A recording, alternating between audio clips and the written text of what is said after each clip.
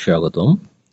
আজকে আমাদের বিষয় এডিএসডি এবং ASD, attention deficit hyper active disorder বা অটিজম স্পেকট্রাম ডিসঅর্ডার, কোনটির ক্ষেত্রে কী বৈশিষ্ট্য সেটা আমরা সংক্ষিপ্তকরণ শিখব। সংজ্ঞা: এডিএসডি এক প্রকার স্নায়বিক বিকাশজনিত সমস্যা, যার ফলে আক্রান্ত শিশুদের কাজে মনোযোগ দিতে সমস্যা হয়, কোথাও বসে থাকার ধৈর্য থাকে না, হাইপার অ্যাক্টিভ বা অতিরিক্ত চঞ্চল ও অস্থির হয়। অটিজম স্পেকট্রাম ডিসঅর্ডার এটাও এক প্রকার স্নায়বিক সমস্যা এবং বিকাশজনিত সমস্যা, যা একটি শিশুর সামাজিক যোগাযোগ, স্বাভাবিক শিক্ষা কার্যক্রম এবং স্বাভাবিক আচরণকে ব্যাহত করে।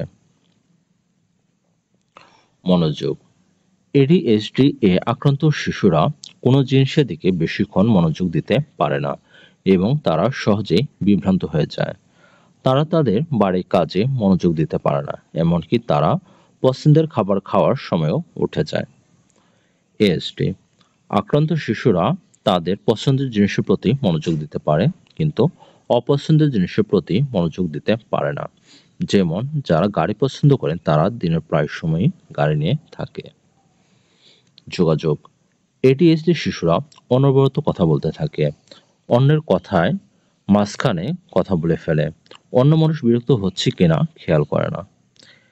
এএসডি শিশুরা নিজেদের আবেগ অনুভূতি বোঝাতে পারে না, সঠিক শারীরিক ভঙ্গিমা প্রকাশ করতে পারে না, কারো দিকে তাকিয়ে কথা বলে না, একই কথা বারবার বলতে থাকে, সামাজিক যোগাযোগ করতে পারে না। নিত্য কর্মসূচি বা ডেইলি রুটিন: এডিএসডি আক্রান্ত শিশুরা একই ধরনের কাজ করতে করতে বিষণ্ণ হয়ে পড়ে, তাই তাদের কাজের মাঝে ভিন্নতা আনতে হয়।